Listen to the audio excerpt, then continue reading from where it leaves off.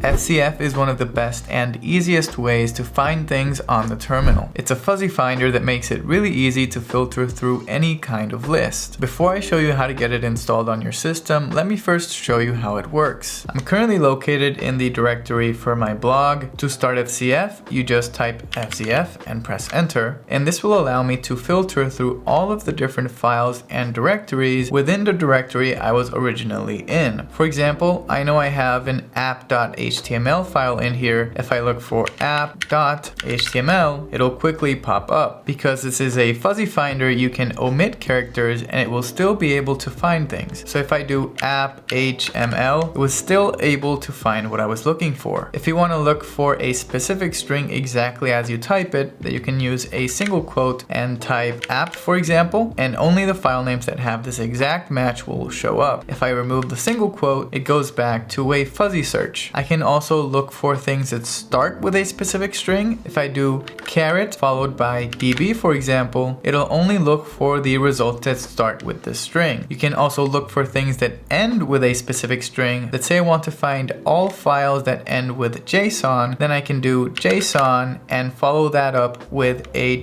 $sign so that only results that have this at the end show up. Now, FZF also has quite a few different keybinds that you can use. Let me look for app again. To go up, I can do Ctrl K. To go down, Ctrl J. You can press enter to select an item, and if you want to close the finder, then you can use Ctrl C or escape. Now usually you won't start FZF this way. You have keybinds for the different modes that you can start FZF in. For example, you can use Ctrl T to look for any file and directory. Let's say app.html. If I press enter, it'll just paste the result onto the command line. This becomes useful when paired with a command. For example, let's say I want to open a specific file with Neovim, then I can do nvim and Ctrl T, look for app.html, press enter, that'll paste it back to the command line, then I press enter again and it'll open the file. You can use another editor. For example, let's say you want to use nano, then Ctrl T, app.html, you press enter and then enter again. With Ctrl T, you can look for any file in your project. You can also do this with the double star pattern. For example, if I type nvim for my editor and I do double star and then follow that with tab, it'll also open up FZF. I can look for app.html, press enter, and again we get the same result and I can open it up. This will work with any command. Let's say you want to print out the contents of a file onto your terminal. You would use something like cat or bat for this. Bat is just a better version of cat with syntax highlighting. I have that installed, so I can do bat followed by star and press tab. Then again, I can look for an HTML file, for example, press enter, and then enter to execute the command. FZF also has a multi-select mode. For example, if I'm using bat again here and I do *tab, let's say I want to find all JSON files, so I type JSON followed by $, so it's all files that end with JSON. I can do tab to select the files that I want. If you do shift tab, you deselect.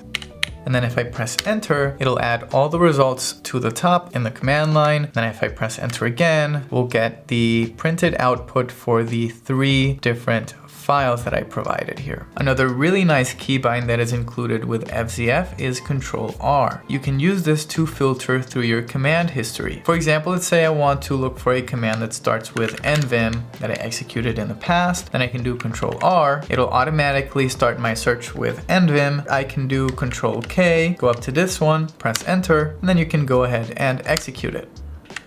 This is fantastic for running commands you've executed in the past. Before I continue, I also wanted to let you guys know that I'm currently working on a course platform I'm going to be calling Terminal Hackers. The plan is to build a place for people who like to hack, code, and build on the terminal like me. The first course I'm working on is a complete beginner's guide on how to set up Neovim from scratch to build your own custom, personalized, and fully featured IDE. If you want to stay up to date with me, my progress building this platform, and know exactly when the first course gets released, you can sign up to the waitlist and newsletter linked in the description. You can also use Alt and C to only look for directories, and when you press enter, you'll move into that directory with CD. For example, let's say I want to go to my components directory. Now I can press enter and it'll automatically move me into that directory. I'm going to go back to where I was with CD followed by dash and press enter. Now the star pattern will sometimes behave differently depending on what command you're using it with. For example, if I do CD followed by star tab, only directories will show up in the results. I can look for components again, press enter, and move into that directory. I'll go back with CD and dash. You can also use it with export. If I do star tab, it'll show me all of my defined environment variables. So now I can look through them. You can also unset environment variables with unset star tab. You can remove aliases by doing unalias star tab. If you use it with SSH star tab, it'll look for recently visited host names. Or if you do kill -9 star tab, you can find a specific process and then be able to kill it. If I look for tmux, for example, it'll automatically paste the process ID, and I could go ahead and kill my tmux process. When using kill, the multi-select is also very helpful. So if I do kill -9 star tab, and I want to kill more than one process, then I can do tab and tab and tab, and then press enter, and I get the process IDs of the 3 processes that I had selected in order to kill those processes. Now beyond that, you can pass any list to FZF as well. For example, I'm in a Git repository here. If you do git branch, that'll list the branches in your repository. If I do git branch and then use pipe to pass the result over to FZF, now I can look through the branches in my repository. We could take this further. For example, with git checkout, we can move to different branches in a Git repository. So if I do $sign to get the result of git branch pipe FZF, if I do enter, you'll see that now I have the picker here. Let's say I want to go to main and I press enter, it'll automatically take me to my main branch. Pretty awesome. As you can see, the possibilities are pretty much endless. Now to get FZF installed, it's actually pretty simple. One of the easiest ways is by using Git. If you already have Git installed on your machine, over in the documentation, you can go to the section about using Git and copy these 2 lines of code. Then you can paste that in, and if you execute it, it'll go ahead and do everything for you. I already have this installed, so I'm not going to run it. If I move to my home directory, you'll see here that if I do an ls and I show hidden files, you'll see that you'll have a .fzf.bash and .fzf.zsh files, which will be used to get FZF up and running. I'm using ZSH in my case, so if I open up .fzf.zsh, this section here will add FZF to your path so you can execute it, and this will set up the keybinds and fuzzy completion. I close this and then I open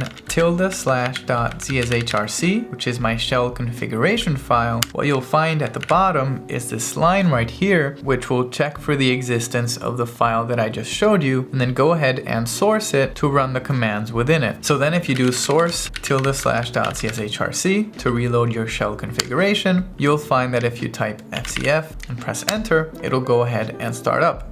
Alright you guys, that's it for this video. I hope you enjoyed it and found it interesting and helpful. FZF is pretty amazing, as you can see. If you want to see a more advanced video on this topic, like setting up previews for files, directories, and images, improving the default search functionality with FD, setting up a custom theme, and doing more advanced configurations like combining ripgrep with FZF, let me know in the comments section. If you enjoyed the video, make sure to leave a like down below, and don't forget to subscribe to the channel to see more content like this from me. See you guys in the next one.